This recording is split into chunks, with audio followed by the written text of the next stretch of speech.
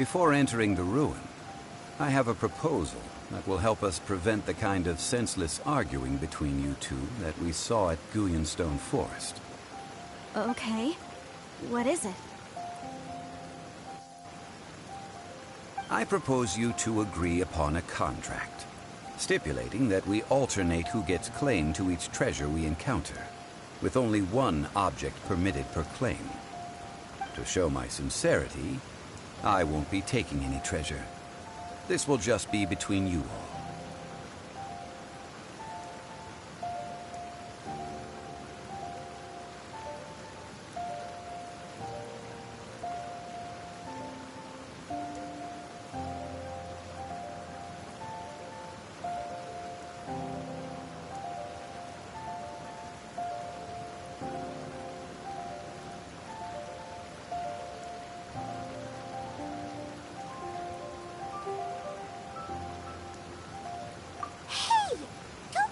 Opportunity like this up so easily!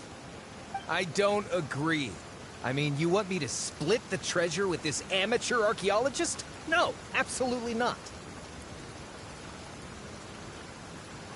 I don't agree either. He will only defile the precious relics left behind by the god of salt. I can't accept this. Well then, if the contract is not agreed upon, I will no longer serve as your consultant on this expedition. You will have to rely on your own experience to find whatever treasures are hidden in this ruin, as well as traps. You have the audacity to demand this! Okay then. Even half of the treasure in the long-sealed ruin of the God of Salt should be enough to make a fortune. If you want me to agree upon this contract, so be it. I just have one request, Mr. Zhongli. If we discover the truth behind the God of Salt, you must judge it fairly, even if the truth harms Morax's image. I can accept this arrangement. Well then, let's go.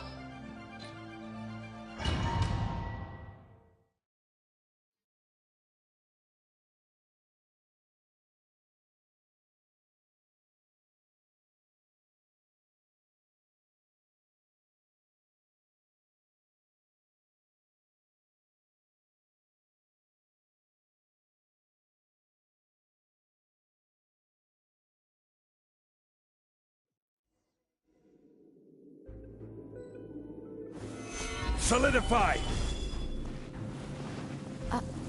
Are these statues? No. These are people. Ugh. They were probably followers of the god of salt. How did they become this way? What in the world is hidden deep in this ruin?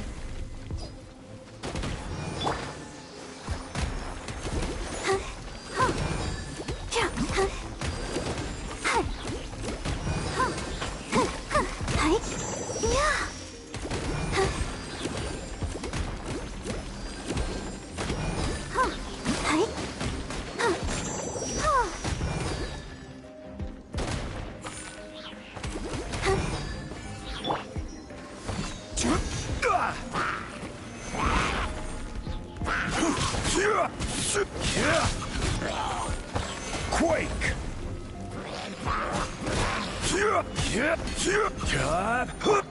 I'll protect us.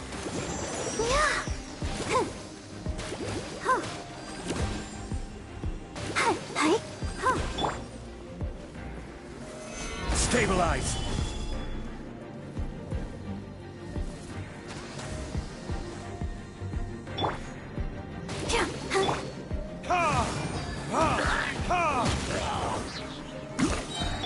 Don't blink!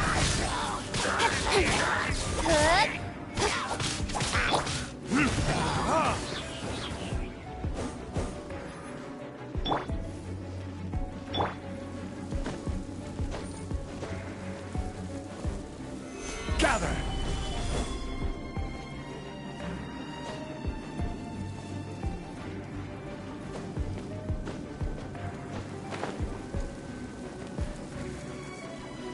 Rise!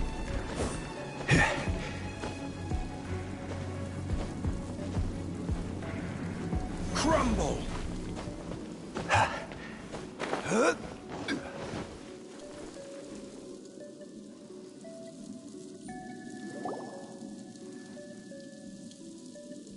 Look at this! It's filled halfway with salt. Just looks like a fancy salt holder. Seems like the god of salt was a god lacking in treasures. According to my knowledge, it's no ordinary vessel. Although it is only half full, it is also forever half full. That is to say, it is bottomless. What? You're saying that even if I pour the salt out, the amount inside won't change? Exactly. Able to produce endless salt. The god of salt is powerful indeed. Finally, after all that effort, I've found precious treasure. I claim this as mine. I just need to pour the endless salt into 1,000 or 10,000 bags. I can sell it and make a fortune. Hey, how can you use a relic of the god of salt for such a shallow pursuit? If Mr. Clement wants this salt chalice, then the next object we find will belong to Miss Wanyan, according to the contract agreed upon. Of course, as we agreed. But how can anything be worth more than this rare find? Since we have a contract, it's no use for me to fight with him. Then let's move on, shall we?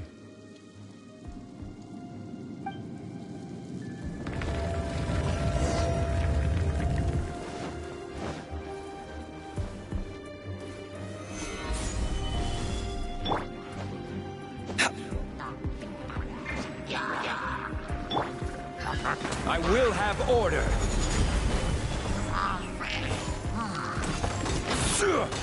Rise!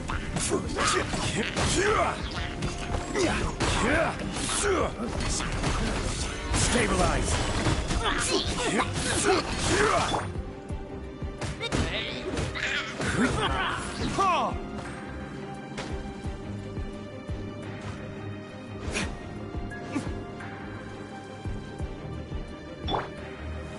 Stabilize!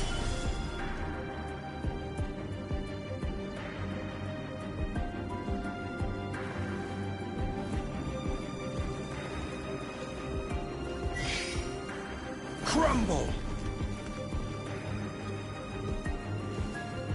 Quake!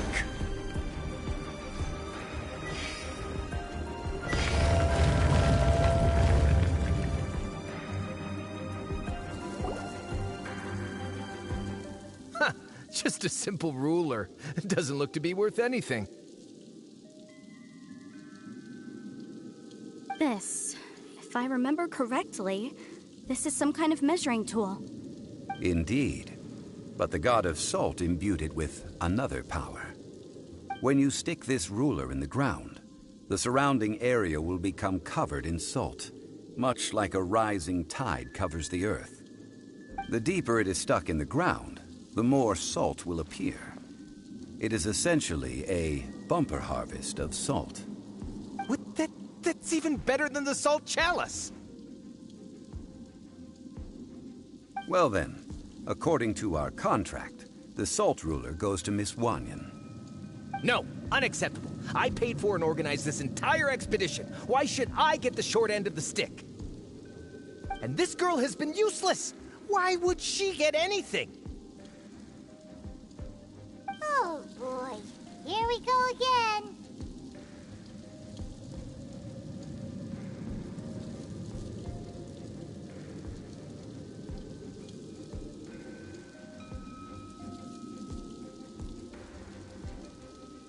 So you are saying you want to break the contract? So what if I break it? Now that I've seen how the mechanisms in this ruin work, I no longer need you. Let's not forget who hired who here. Why should I let you make the rules? Because you agreed to a contract. Rex Lapis once said, "Ones who break their contracts shall suffer the wrath of the rock." That is one of your Liyue gods. I am from Snezhnaya. I will suffer the wrath of the rock. You may find it rather unpleasant. Pay your dues. This is order. Verdict is... Cut to the chase.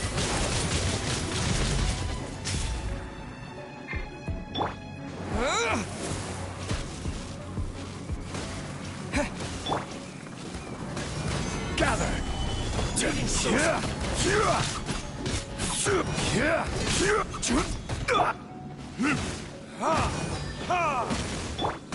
Speed of light. No escape! You can't run from death. I shall confiscate your treasure as well. You are not worthy to continue any further into the ruin. Leave this place. Oh, darn you! Just you wait.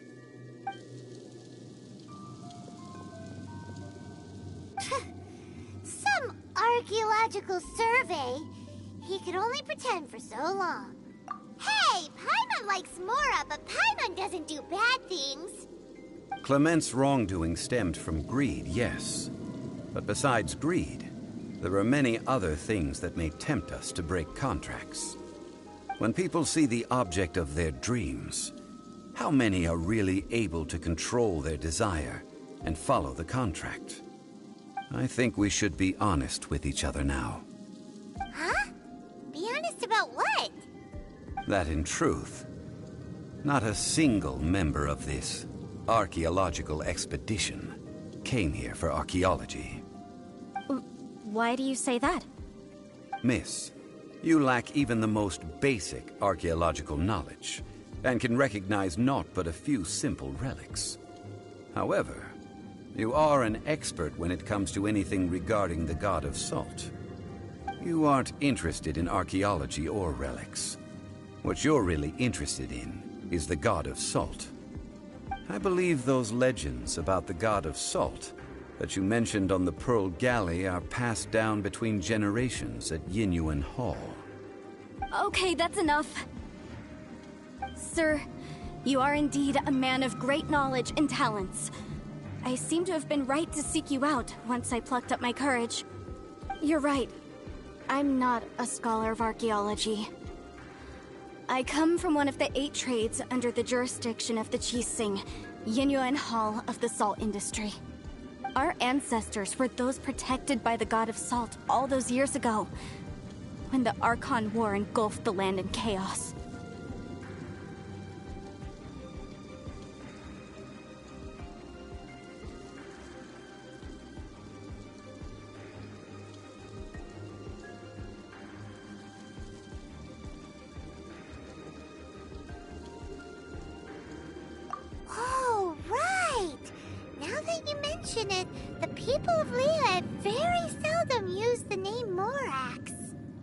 During the war, Morax assassinated our god out of envy for her power.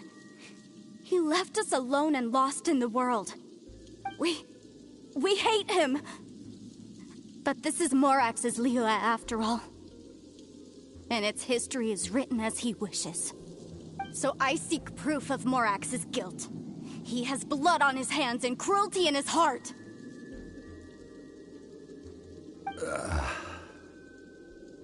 We agreed to a contract that we will face the truth head on, didn't we, Mr. Zhongli? You must judge this history fairly. Naturally, of course. But I must add, Liyue is no longer Morax's Liyue. Come with me. All the answers you seek lie ahead.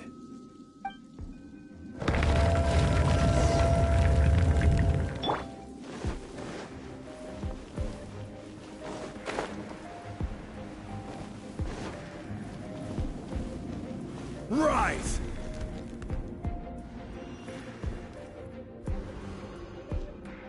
Quake!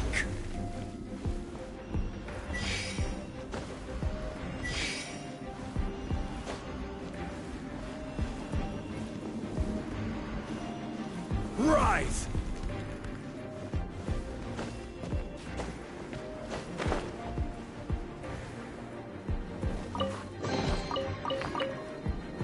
Crumble!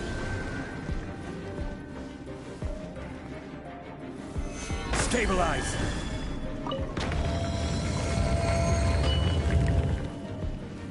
Yeah! Yeah!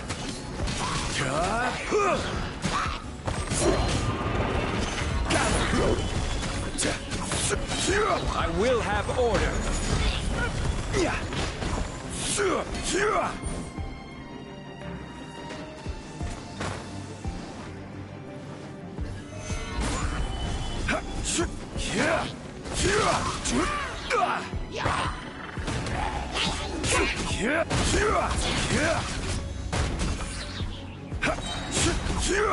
This is order.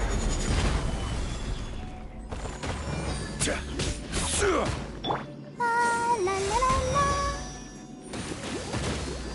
Let's dance. Oh. Gather!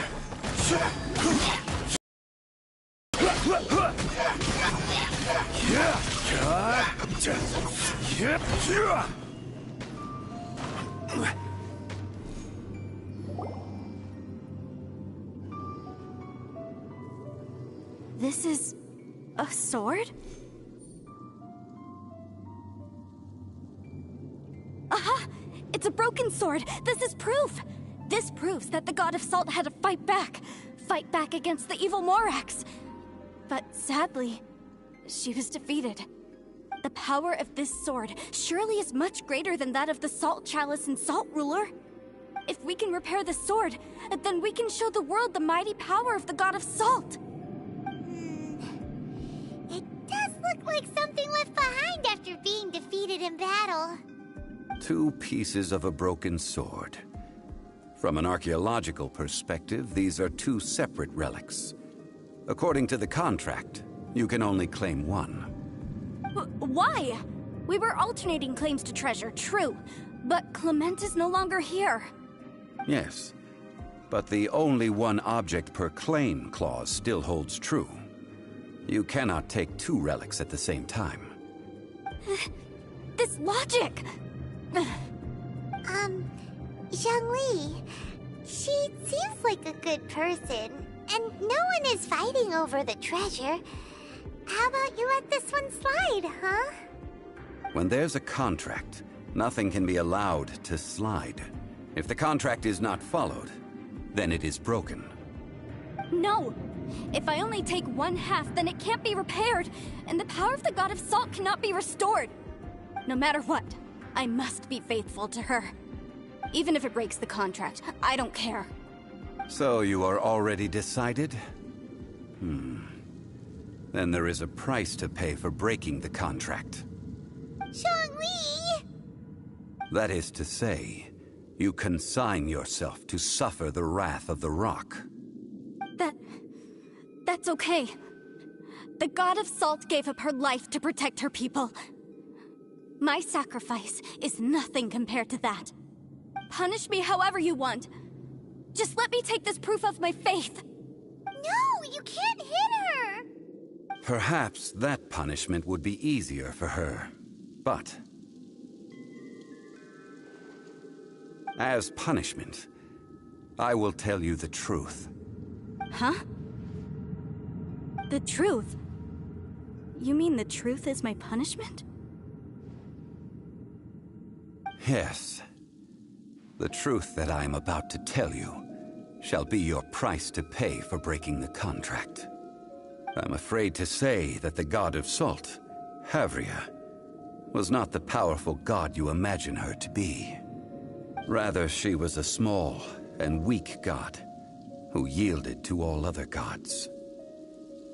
When it came to war, she lost, never able to win a seat among the seven. What?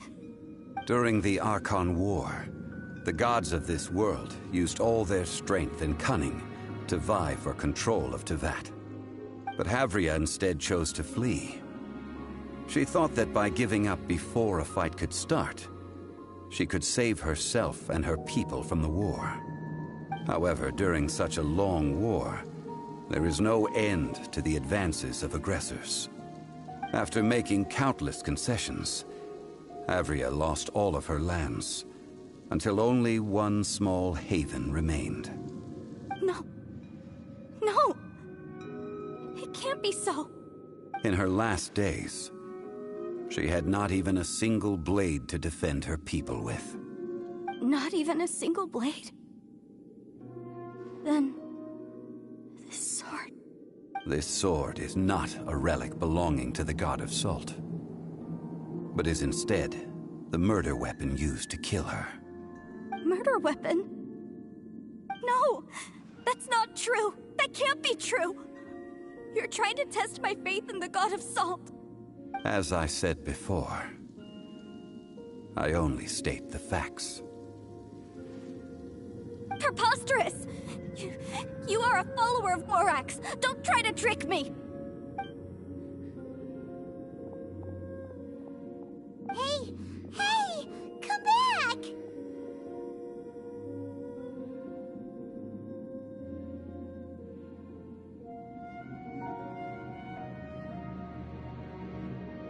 Indeed. Otherwise, why would I use the truth as punishment? I did not want to tell her such cruel facts. But the contract was broken. Let's follow her deeper into the ruin. There, I fear, we will find something that will leave her no choice but to face the truth.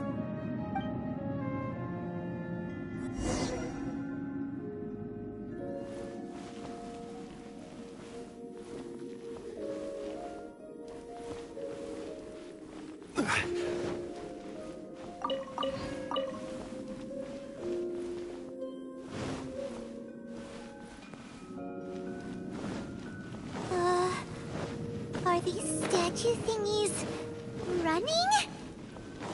What will we find ahead? Salt. And betrayal. What are all these? What did they see? What did they do? What happened? Since you do not trust me, let us continue onward. That which lies beyond this door will show you all that happened back then.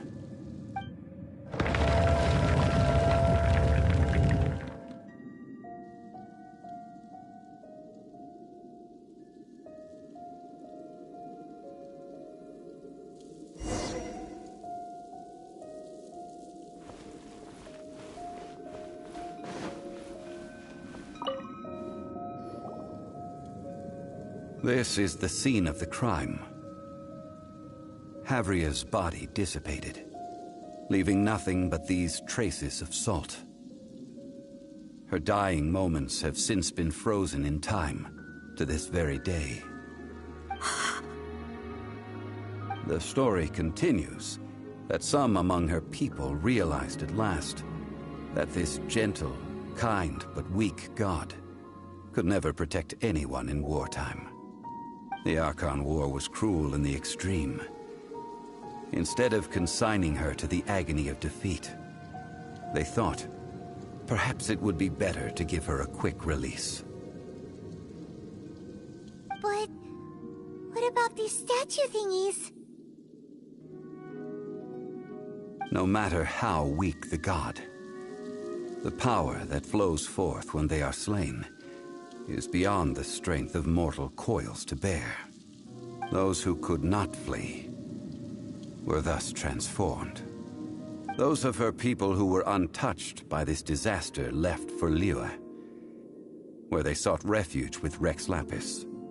Their descendants feared Havria's remnants and lived in terror that she had laid upon them an eternal curse. So they risked their lives to come here, to break the sword, and offer up obeisances in hopes that her anger might be appeased. But they need not have done so. For how could a god who had never once resisted, even till the end, nurse hatred for her people in her heart? Even if this is so, I can't! This must be a lie. A false history, all of it! Don't you dare try to shake my faith!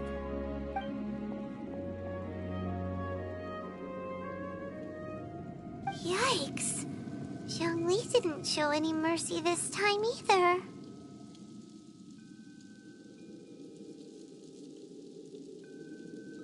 This is the price she must pay. Yet I would not call it a bad thing.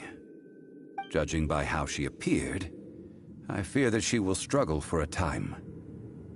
But even if she may not escape that struggle, no, indeed. How sharp of you. Yet this is not a matter of wisdom, only age. Faith in a god who has already passed will do you no good. So it is for Havria. And so it is for Morax also.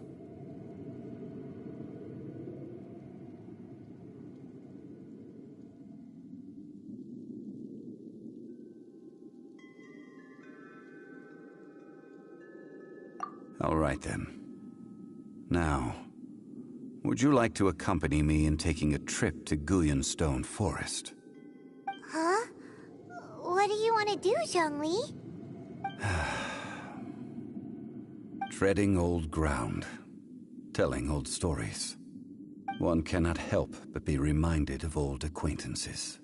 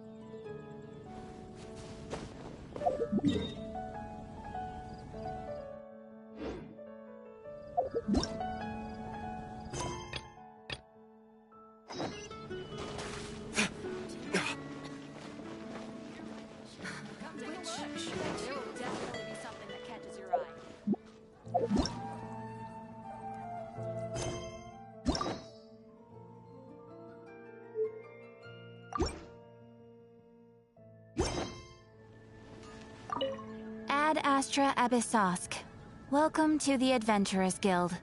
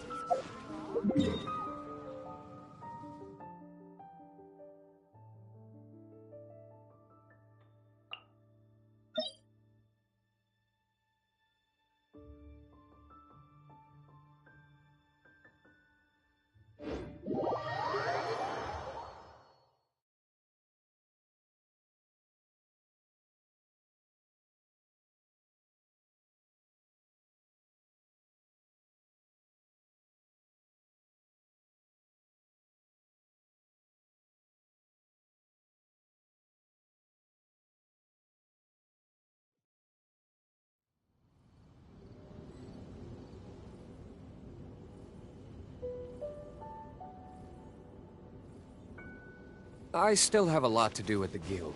How about you take a rest while I go back?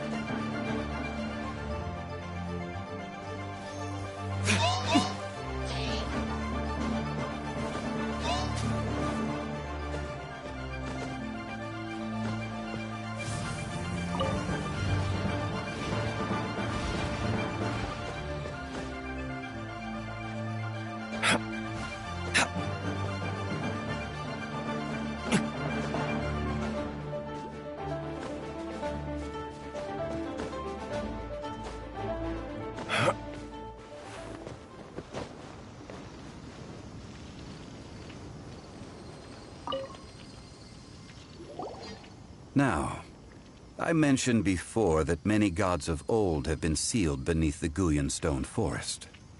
The Adepti have presently handed Liyue over to mortals, and Havria's time was even further in the past.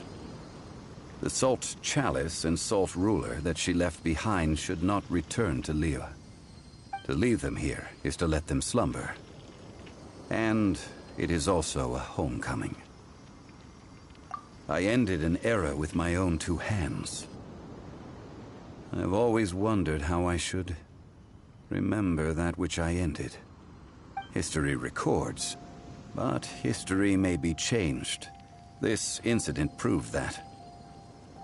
Time is a mighty force, and history's twist in its flow.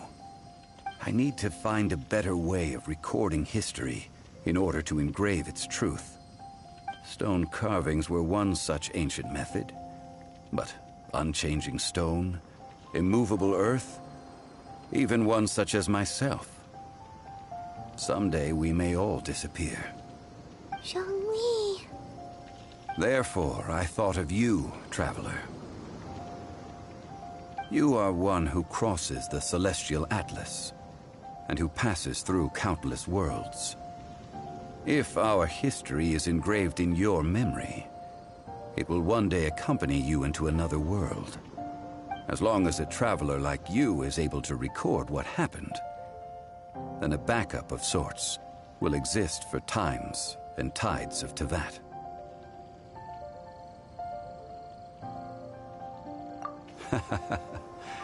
Well, may you find treasure among the stars, even after you have left Teyvat. Now, I am the god of wealth, so I would think that my words have some weight here. Now then, it is time that we consigned both the Salt Chalice and Salt Ruler to the sea. Huh? Why do we need to throw them into the sea? As I said before, this is the place to which the remnants of many bygone gods are consigned. This includes Osial, Overlord of the Vortex, who the Jade Chamber most recently returned to this ocean prison.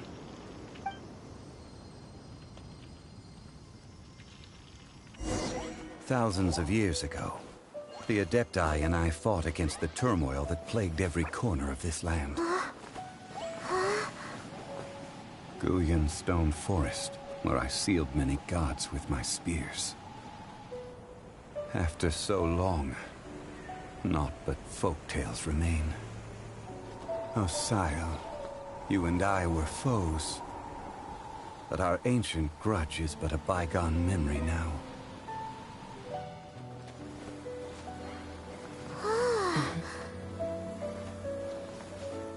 May that which Havria has left behind be yours to subsume.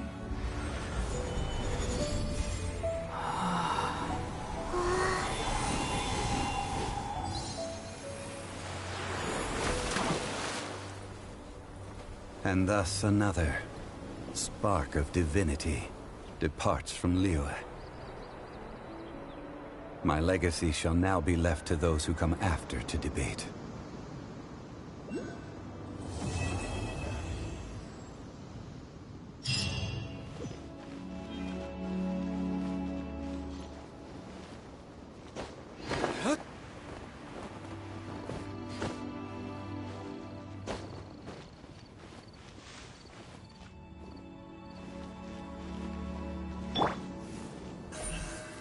Don't blink!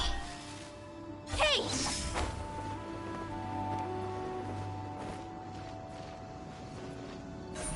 Incoming! Huh?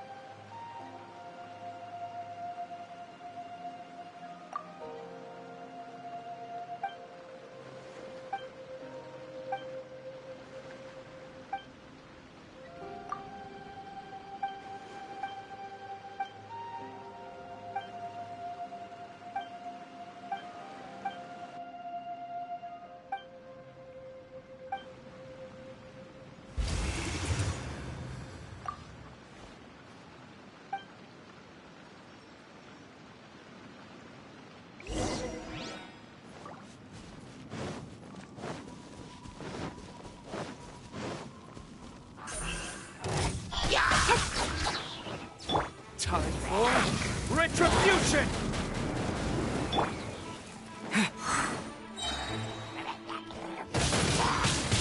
Windblade! With sword comes shadow. Speed of light. Hey!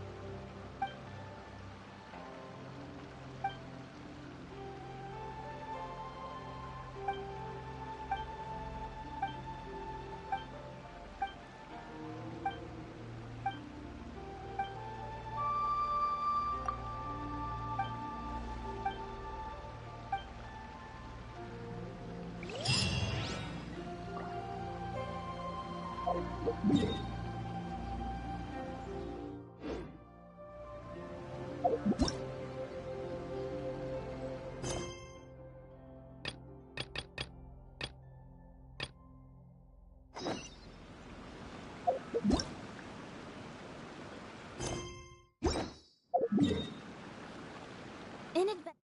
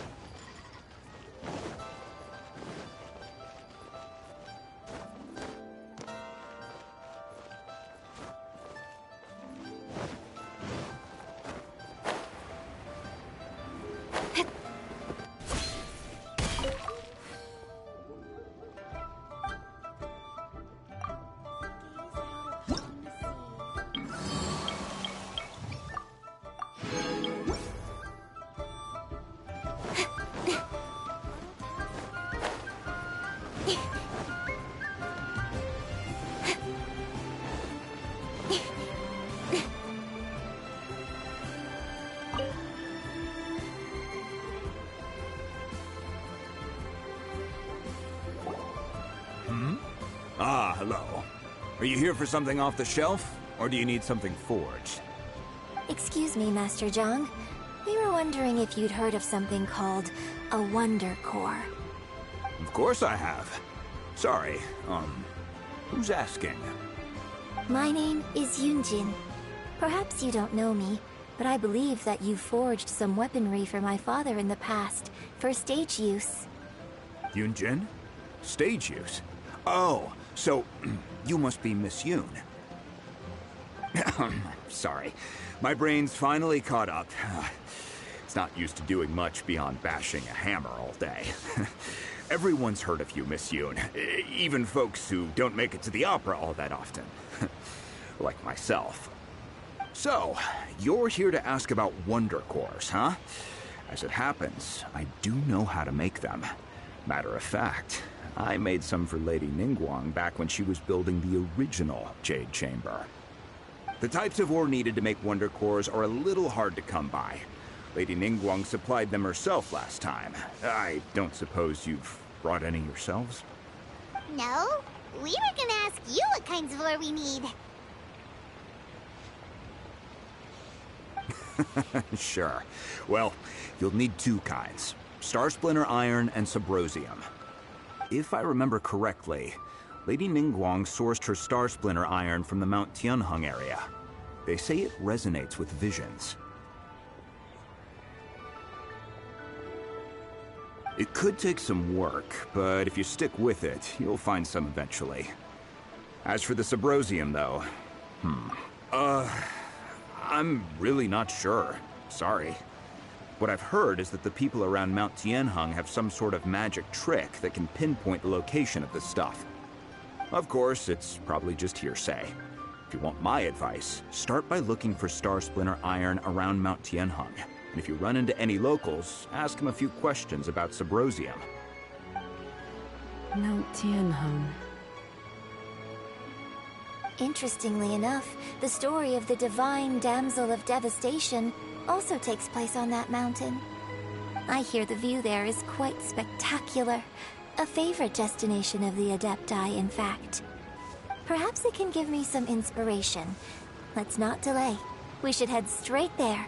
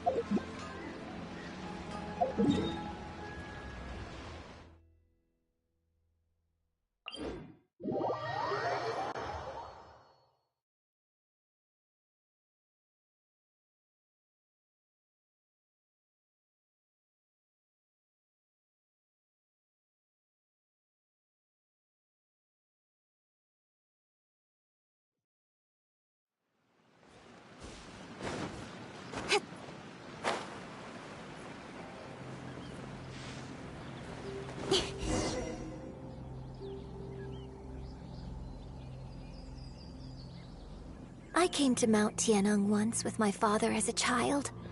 I remember it being such a long climb that I could barely feel my legs by the time we reached the top. This is quite a trip down memory lane for me. Look at these majestic, towering peaks, and the gently flowing streams. It's like setting foot in paradise. No wonder the legend of the divine damsel of devastation is said to have taken place here. Adepti wander oft where mortals seldom stride. Indeed, this looks like a place that one might expect to be frequented by Adepti. The Divine Damsel of Devastation is your upcoming opera, right? And the story takes place in Mount Tianheng. Huh. Seems like you have a real connection with this place. What's the story about, though? It's the story of a girl becoming a hero. Cool. A hero story? They're Paimon's favorite! The legend first arose in this area. It is said that there used to be a prosperous village on the mountain. In that village, there was a loving couple who were completely devoted to one another. One day, a terrifying monster appeared.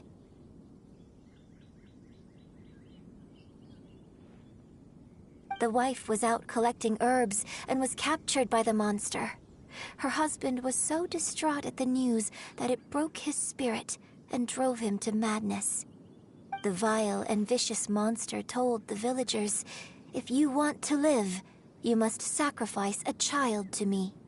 What a nasty piece of work! Ugh. Paimon sure hopes this monster gets put in its place! But the monster was so terrible and so strong that all within the village were terrified of it. They had no choice but to give in to the monster's demand. Just while they were discussing whose child would be given over to the monster, a little girl suddenly stood up and came forward. No!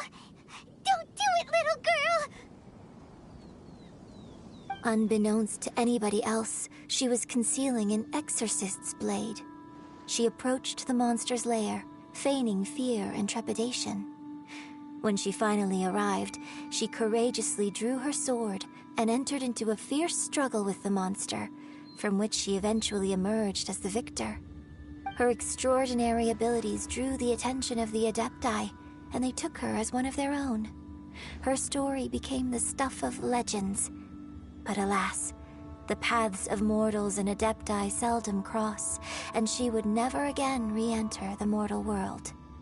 And so, destined to grace the mortal realm for but a brief moment, she vanished like a wisp of smoke into thin air. That's how the opera ends. I really like this story. But I personally think that perhaps the little girl was not as brave as the opera makes her out to be. I'm not sure she deserves all the praise she is given. I've never considered that before. Opera is always an interpretation of the events it purports to portray. A certain degree of deviation from the truth is always inevitable. When my father wrote the script for this play, I suppose his intention was to inspire his audience with the character of the divine damsel. I think it's a great story. The ideal story. Well, it sure inspired Paimon! Let's go get ourselves some Star Splinter Iron! Yeah!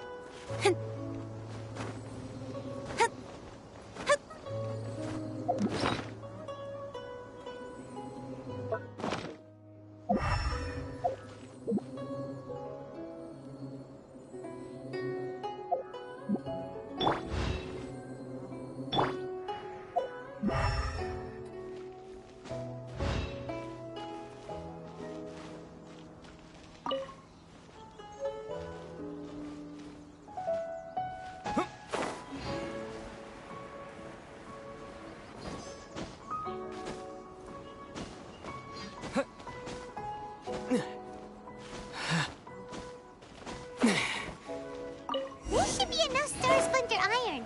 Now we just need to find that Subrosium. I think I saw a village on our way here. Master Zhong said we should ask the locals for help. Why don't we try there?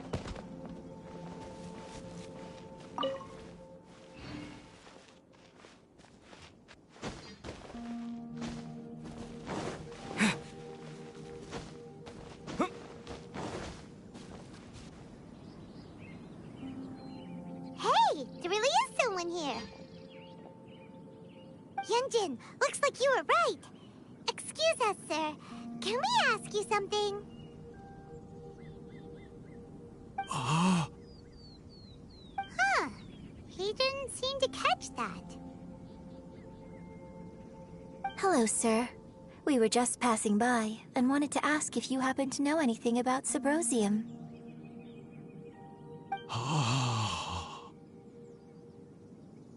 Is he trying to tell us to look for clues in the village? Well, whatever. Guess we're on our own here. Shenhua, Yunjin, let's have a look around. Sorry, you can go ahead without me. I'd like to have a word with this gentleman. If that's okay with you, Uncle Mingjin. It's... Shenhe. Shenhe. You're alive. The rumors were true. So, all these years? I'm sorry, I don't know how to find Subrosium. But I think you can find some information in the village. This place is deserted now. No one ever comes here. So you can rummage around all you want. Huh? You know this guy, Shenhua?